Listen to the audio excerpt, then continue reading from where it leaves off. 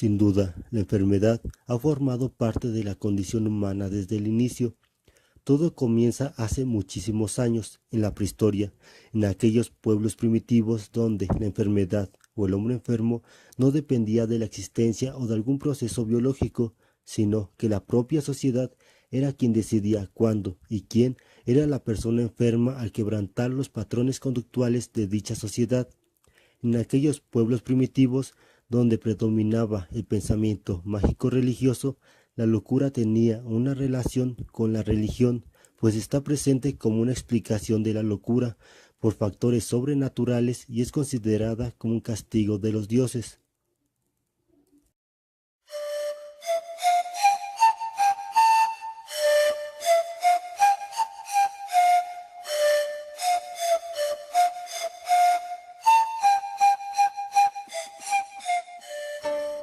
Se han hecho hipótesis que se practicaba la trepanación con la intención de realizar curaciones sobrenaturales, que en muchos de los casos fueron intervenciones exitosas donde el paciente sobrevivía. En sociedades como la China, egipcia, Mesopotamia, atribuían un carácter sobrenatural y demoníaco al problema de la locura. La locura planteaba el problema extraordinario, sobrenatural, respecto a lo que se esperaba del sujeto. La fama y única cura era expulsar los demonios de los cuerpos y en principio su cuidado y tratamiento eran delegados por sacerdotes médicos.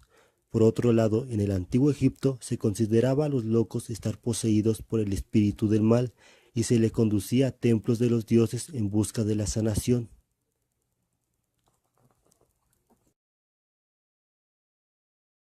En Grecia del siglo V, una serie de transformaciones constituyeron concepciones científicas de la locura, en primer momento con la medicina hipocrática, al considerar que la locura es una enfermedad natural y no sobrenatural.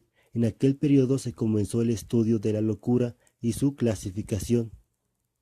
Hipócrates decía que toda enfermedad era una pérdida de equilibrio entre sus componentes y que el trastorno se originaba en el desequilibrio en los humores corporales, como la sangre, bilis negra, la bilis amarilla y la flema.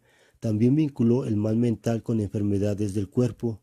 Los locos recibían tratamiento emocional específico. Entre el enfermo y el médico, como terapia, se usaba el teatro, que tenía una función purificadora, pero también los sofistas propusieron la lectura y el diálogo como medicina del alma.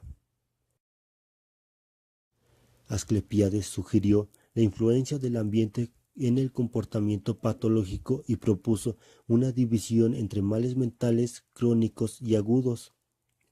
Roma daba una vigilancia cariñosa a los locos en vez de aislarlos. Galiano fue el exponente del desarrollo de la medicina antigua y entendió a la enfermedad mental como un desequilibrio, mientras que la salud anímica dependía del equilibrio entre las partes de la psique.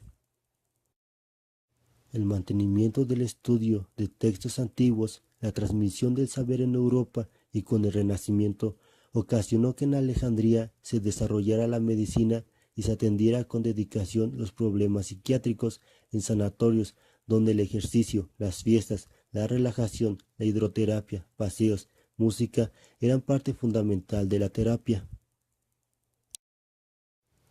Se abordaba la locura desde otra posición con mayor actitud humanitaria, mientras que en el mundo árabe se encontraron hospitales para el cuidado.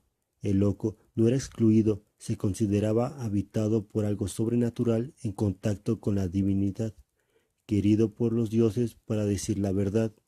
Los internos de aquellos hospitales se mantuvieron en un ambiente relajado y se emplearon dietas especiales, baños, drogas y perfumes.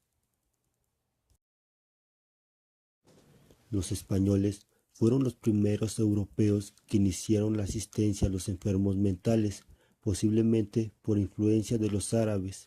Claro ejemplo fue el caso de Órates en Valencia en 1909, institución como muchas más durante esta época de la Edad Media se dedicaban al tratamiento del enfermo mental. Renacimiento europeo y la época del encierro.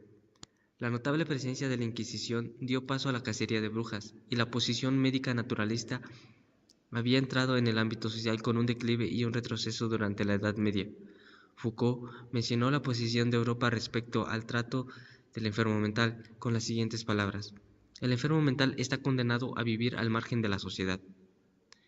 El Renacimiento trajo con él un nuevo tratamiento para el problema, y la pérdida de la influencia del pensamiento religioso creó las condiciones necesarias para el desarrollo científico moderno. En el Renacimiento europeo surgió un nuevo orden para el tratamiento de la locura. El tratamiento habitual al loco era la expulsión de la comunidad, ya que éste creaba conflicto y cuestionaba el orden social. En esta época se crearon instituciones donde el loco y el delincuente eran recluidos. Revolución psiquiátrica, el manicomio. En el siglo XVIII nació la psiquiatría como especialidad médica. Pinel fue el encargado de la aplicación de los principios basados en los conocimientos médicos a los enfermos. La gestión produjo la consolidación de un estatus de loco como enfermo. Pinel significó la humanización de la asistencia, así como también fue quien sustituyó el término loco por alineado. Sentó las bases de un tratamiento adecuado para aquella naturaleza, un tratamiento moral, medidas dietéticas, medicamentos, y se recomendaba una actitud educativa para domesticar al loco. Del hospital psiquiátrico a la asistencia comunitaria. Emily Carlsberg, Sigmund Freud y Karl Jasper fueron tres destacados autores que han influido en la forma actual de cómo nos acercamos a la patología mental desde una perspectiva científica.